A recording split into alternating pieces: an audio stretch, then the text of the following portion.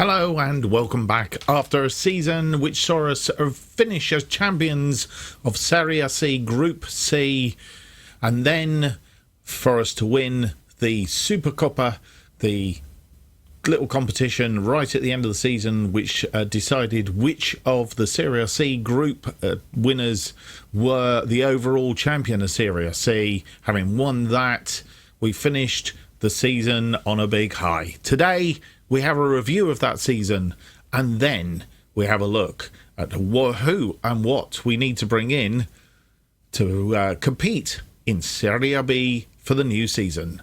Welcome to the Sicilian Defence.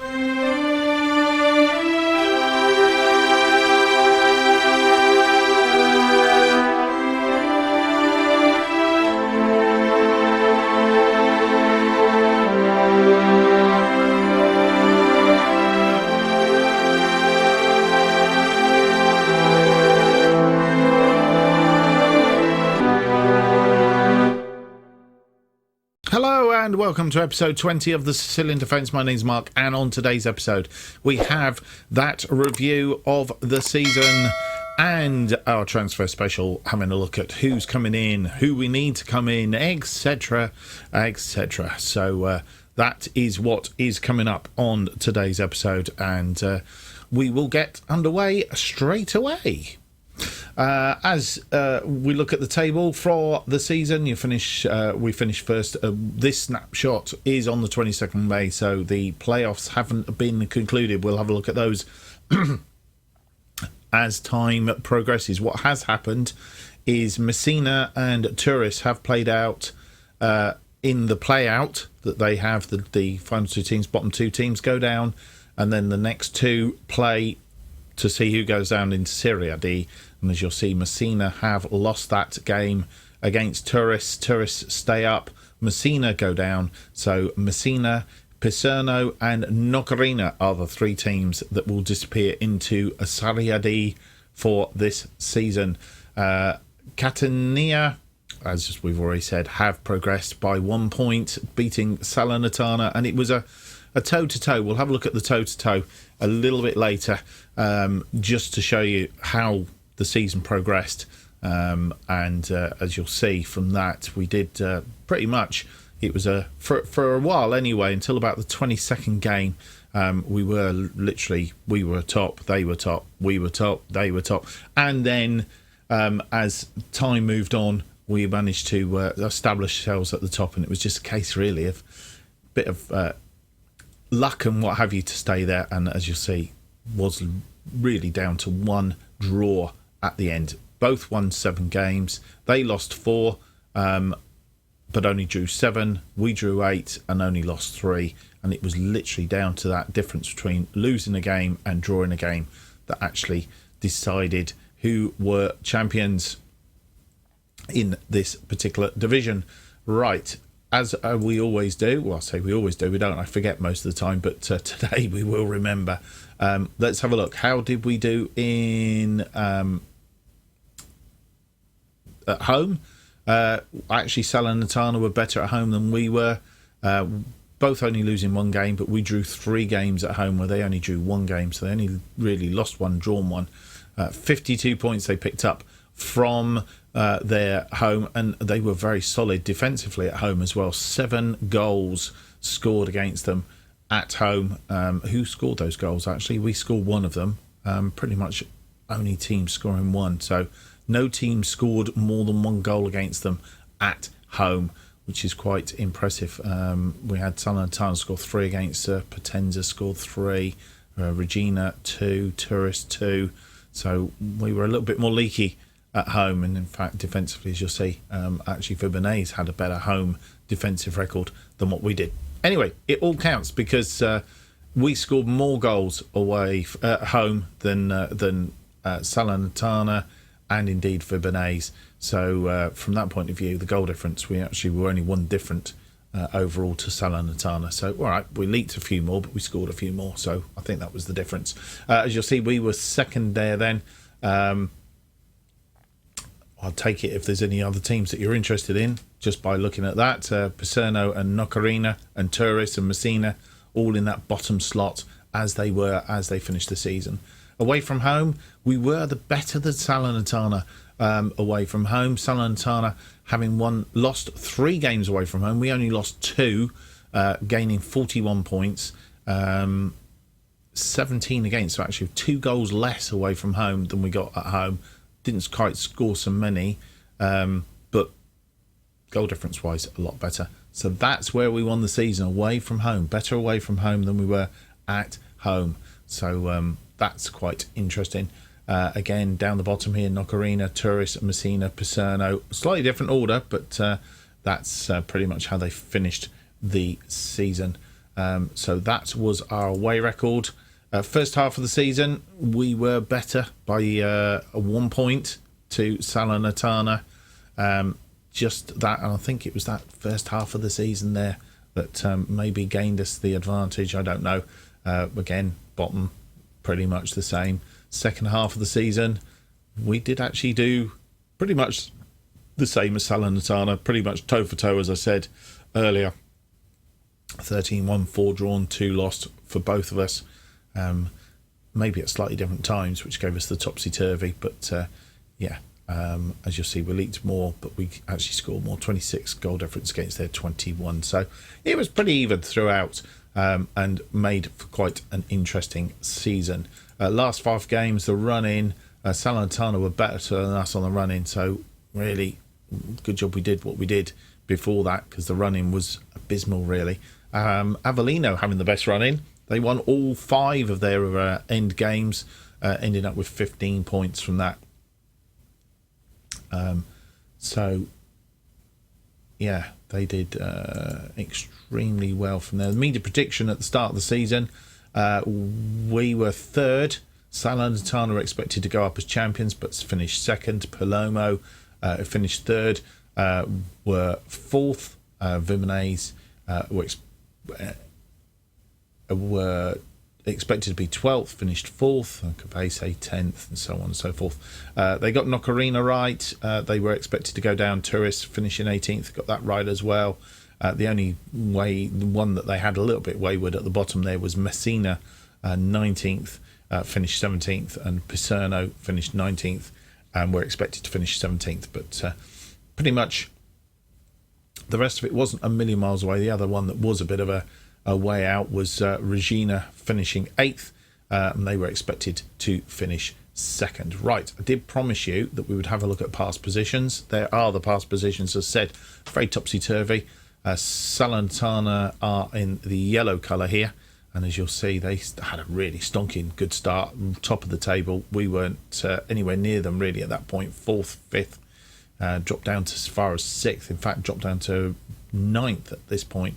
But then we picked ourselves up. We had a little bit of a run of form, got to the top of the table while Salernitana were dropping away a little bit. They picked up again, and then as you'll see, up and down, till we got to here. And then it was pretty much pretty similar running, apart from the odd games that twiddled around and gave us the end result as it was. So that's how the season panned out. We will now do the full end of season review. And you come back and join us for this end of season review. Right, just going to switch cameras again. There we go. So how did the 2021 season go? Well, players coming in. Danny Garcia came in from Merida, made 3 appearances, 11 off the bench, 5 goals, 3 assists, a 7.34 just in those sort of games. So he really did make an impact from the bench pretty much. Martin Pekar came in from Eintracht Frankfurt on a loan, 7 games, 12 from the bench, 2 goals, 1 assist, 7.06.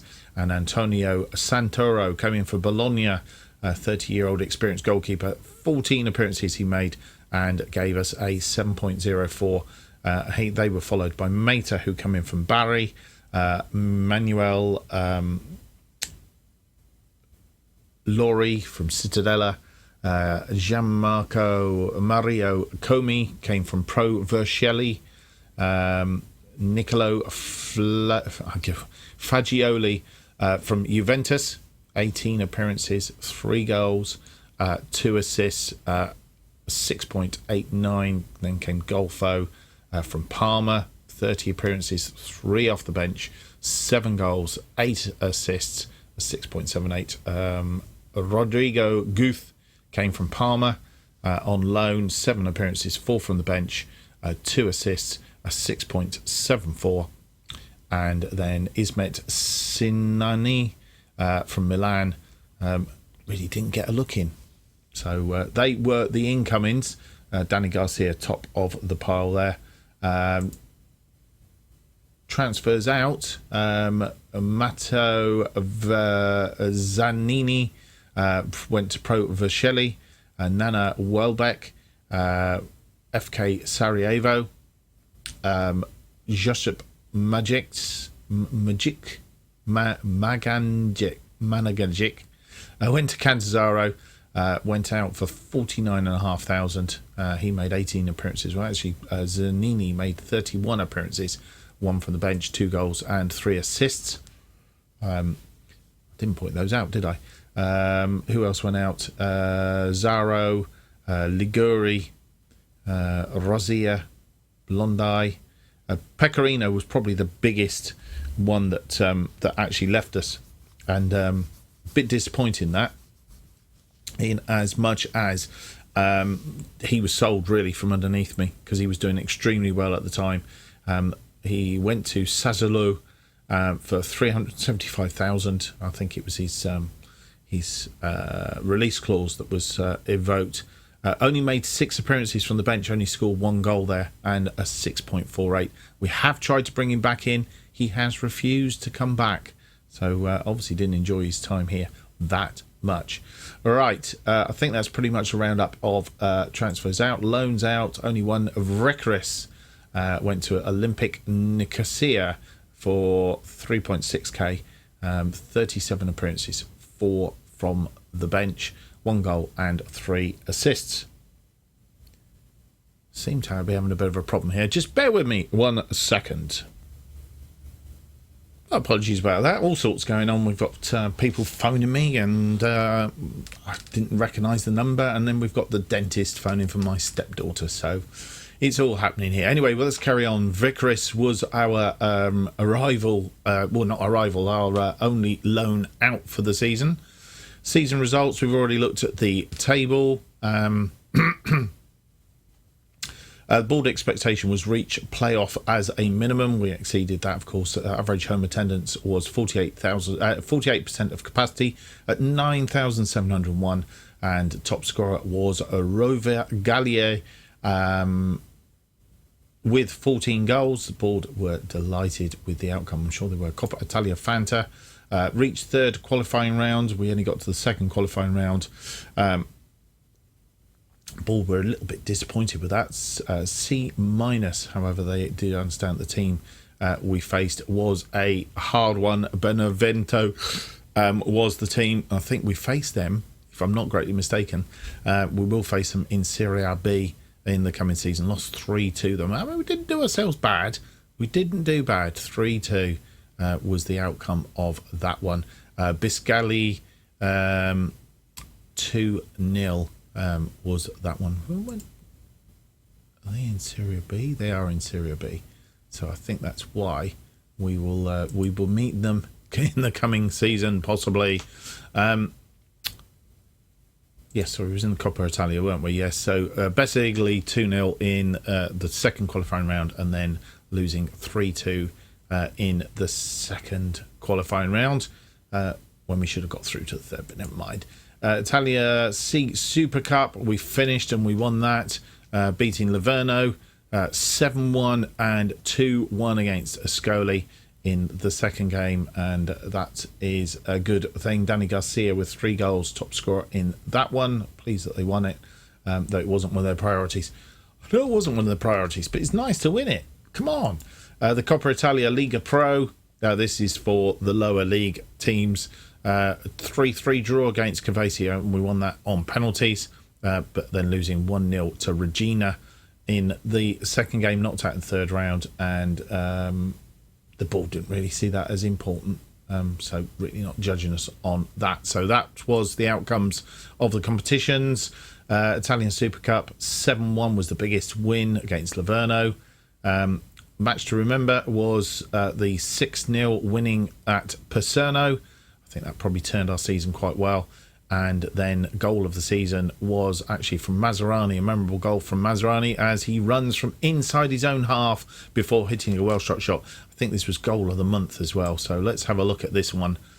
Unlike our other series, we can actually see this one because we've been here all season, really, as it turns out. Right, do apologise, the speaker's on. Mascherani here, run, picks the ball up in his own area, finds a bit of space and just wallops it into the top. Goal of the season was goal of the month, I think, as well in the results. But yeah, that was exceedingly good. Financial wise, club reputation pretty much the same. No new sponsorship deals. 2.67 million sponsorship this season against 1.76, up by $1 million. That's good. Also up was broadcast revenue. Corporate hospitality down slightly. Competition prize money not applicable last season, but 155 this season, and slightly down on match day commercial and retail. Total merchandise sales 630,000, non-domestic 63,000. I think they always work on the premise that it's about 10% non-domestic because they always seems to come out. I think it's just an easy fix for SI. Shirt sales, 5,610 shirts sold.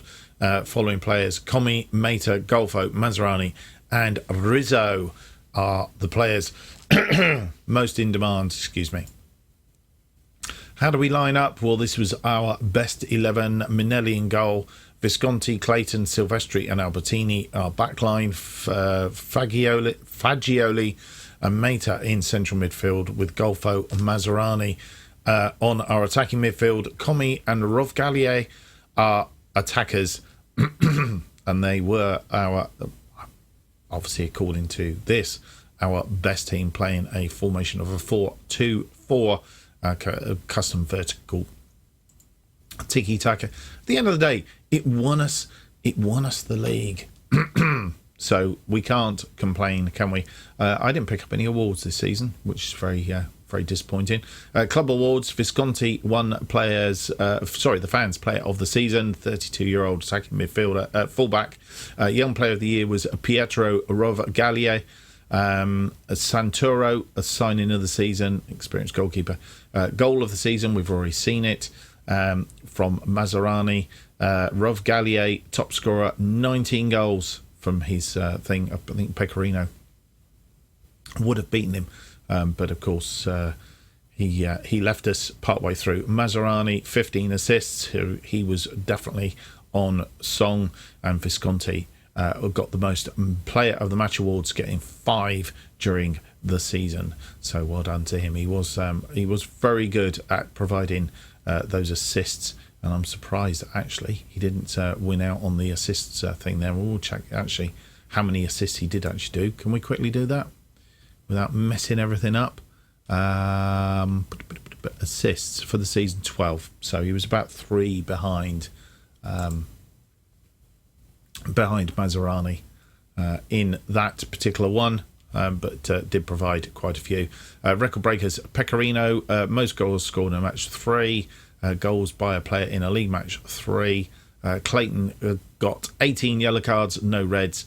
Manuel Lori is the oldest player, 40 years and 56 days, and he is actually going to retire, he's told us. And the oldest goal scorer, he scored 39 and 240 days, was his last goal for us.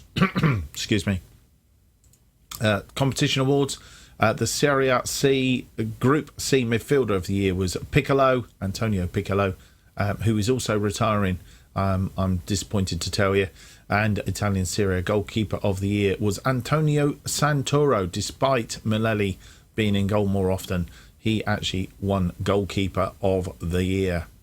So, how did it all finish up? That's how we finished up in the table. We won the thing, and that spell of football at the start of the season was the making of Catania. It really set them up for success, apparently, so they say.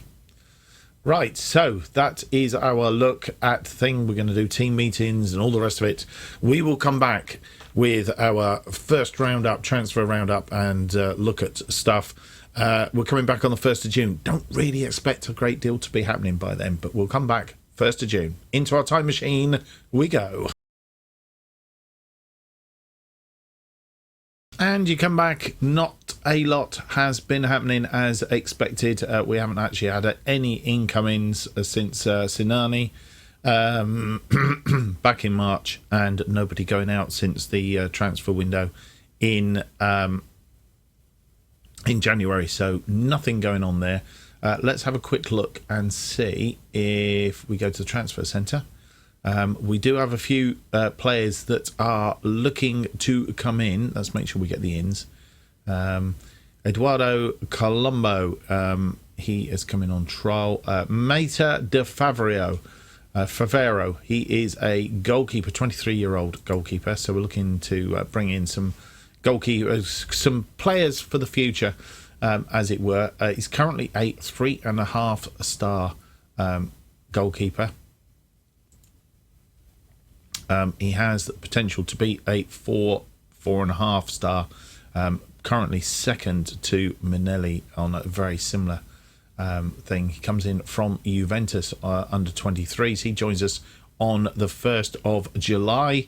A number of other players here on trial. We'll ignore those for the minute. But Lorenzo Caranante is coming in from Napoli on the 1st of July. He is a 19-year-old no-nonsense centre-back. Here we go. Going to need some work, I think. He does come in.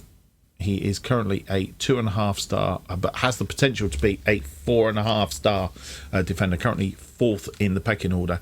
But I think he will start to come through. We'll look to get him some game time at some point this year, and then bring him in. David, I'm trying to get this right. David Zabella. He comes in from Empoli, one of the Serie B teams. He is a 3-star wing back, looking to shore us up a little bit. 3-star. It's got potential to be a 4-star, and actually better than Albertini and Calpai. So he will be looking to slot him in there for a little bit of competition for places. Who else have we got? We've got Giovanni Giorgi, comes in from Juventus as well. Juventus under 23s can play on either wing. Actually, he's better on the left side.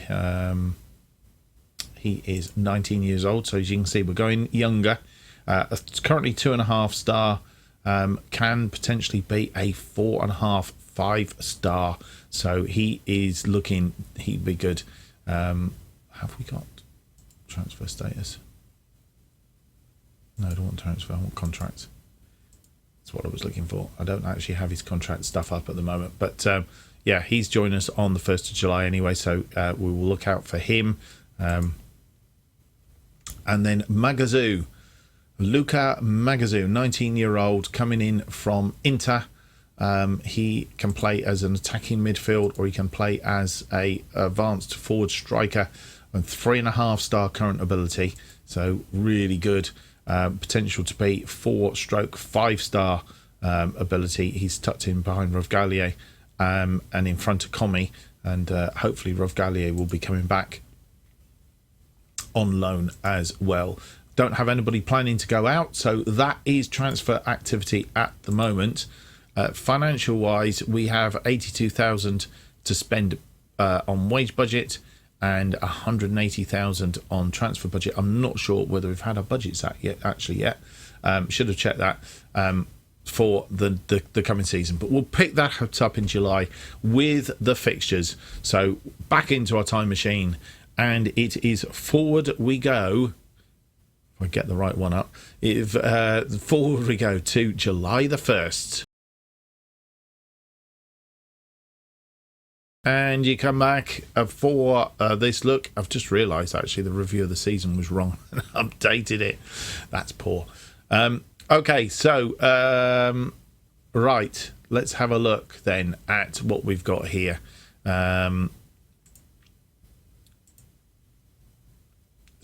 First up on the screen, you'll see we have the Coppa Italia Fanta second qualifying round. Don't know who we're going to play yet. Hasn't been drawn, so that was coming up. Let's have a quick look at the fixtures. Need to put some friendlies in here as well, but we open up. I did say that Benevento, we would be playing them again. I think we lost 3-2 to them in the Italia Fanta, but we will be playing them second game up at home in the season. So look out for that on our next episode. Pordenone are the first team that we will play here in Serie B, and some familiar faces along the way. Salernitana there, Livorno, who we beat in the other competition, and I suspect Ascoli are there as well. Ascoli and Barry, who got promoted last season. So lots going on. We'll see. So that's the opening game. Our December, around Christmas time, obviously there's a big break here, but Vicenza and Crotone, and then we end the season with Vicenza and Crotone again. So they finish up the first half of the season, and then we've obviously got the second half of the season. Right, I'm not going to thingy around with that. We'll come back to that when we've got a bit more information for you. Transfer-wise is our next thing. Transfer history. Why? We've not got anybody in. Here we are, 1st of July. Nobody in, nobody out. Nothing happening. Obviously, we have these players coming in that will come in from us that we've mentioned in the previous screen. Have we got any more lined up? That's the question. Transfer-wise, here we go. We got Carante coming in, Zappella. We have Antonio Coffey now. Antonio Coffey is we're talking about wingers again. He is a 19-year-old. He's only 2-star at the moment. Does have the potential to be 3.5, 4, maybe 4.5 star. So he has got lots of potential. Well down the pecking order at the minute, but he will be possibly a star for us. And Oliver Jurgens, he is a out-and-out striker. To bolster that, he comes in from... I'm not quite sure where he's coming from, actually. Let's check. He's coming from Inter. Another player coming from Inter, Oliver Jurgens. He is currently a current ability. Let's have a look.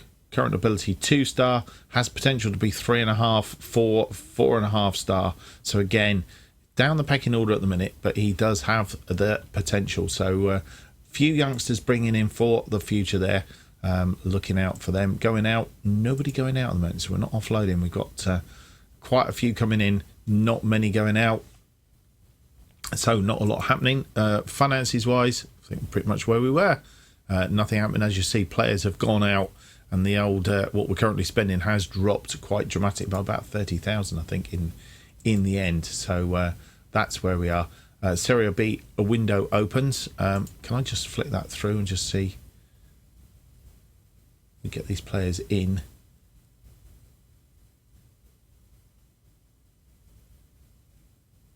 Pre-season starts on the 4th of July. Right, here we go. These players are in now, as you'll see, and generally B minuses, so that board and the fans reasonably happy that we've done a good bit of business there. Right, without any more to do, I'm going to go through to the start of season transfer roundup and find out what has been happening. Hopefully we will have something to tell you about transfer wise apart from these players, and also a quick roundup of what the first episode of the new season is going to look like, episode 21, and I'll give you a bit of an update as to what's happened in the Fanta Cup. and you come back and join us for our final look around at the transfers and so on. A little bit more has been happening with regards to the Serie B. As you'll see, lots of television has been announced, certainly for the first half of the season. We're on telly for most of the games by the looks of it, apart from Podoni on the opening day. We did get some friendlies in, and as you'll see, they have been reasonably inexplicable, really. 3-3 draw, 2-0 win, 1-1 draw, 2-2 draw. We're about to play Sambanetese in a friendly, and then we've got Arezzo, Italia Fanta second qualifying round Cuppa game, and then finally Prato is our final friendly before we hit these games going into the new season, which you will see on the next episode. Financial wise, we have a bit more money in the bank now. We have sold some players. I will come to that in a moment. Wage budget is pretty much the same, but we have upped that a little bit with everybody coming in, and obviously the old wage budget's jumping up through the roof. Let's have a look at nothing on there at the moment, so there's nothing to show. As you will see, this screen was empty. Arena has left us for 25,000. He's gone to Vitabase. Alexandro Arena. He was a 21-year-old midfielder. Not really, not expected to do much. 1.5 star potential ability. So I think it was deemed that we could offload him. All right, so the players that we did mention coming in: Zappella, Del Favaro, Giorgi, Magazoo, Carente, Jurgens, and Coffee, I think it was. We have added to that Tommaso Farabagoli. He's coming on a free transfer. He is a central defender, 23-year-old, a 3-star, potential to be a 4-star. So again, we will need a little bit of extra strength in defence there, so he will hopefully give us that. Daniel Pavlev comes in from Chievo Verona on loan. He is a right-sided defender, currently 3.5 stars, has the potential to be a 4, maybe even a 5-star player, and he's in for the season, so that's looking good there. We have brought in Riccardo Ladinetti, who comes in from Calgary, Caligari, not Calgary, but Caligari. He is currently a 3.5 star roaming playmaker, central midfielder. Got the potential to be a 4/5. He is 21 years of age, so he is adding a little bit to our midfield mix. Christian Coffey, not to be confused with Chioffi, who came in from Napoli, but Christian Coffey comes in from Fiorentina. He's currently a 3.5 star right winger, particularly got 4/5 star potential ability, so he's looking quite good. We'll see how he goes. And the player that I really can't pronounce his name, it's Sterapovic. He has come in. He is a left-sided midfielder, 3-star current ability, 3.5 star potential ability. He's 22 years old. He's come in from... He was on a free, but he was at Sampdoria prior to this. Didn't play there. I'm going to sneeze. I do apologise. I'm going to pause for a second. Sneeze out of the way. Thank you for that. He was Alexandria before that on loan. Spent a bit of time at Sampdoria. Didn't play. I played one game, I think, and then played in Montenegro prior to that. So we'll see how he does. He's got the opportunity to prove himself. As I say, that's Arena, the only player going out. They are the incomings up to date. As you see, nothing in the pot. As we go back to the transfer centre, nothing is currently expected in or out. So not a lot of activity going on. We do have 317,000 though in the kitty, ready to spend.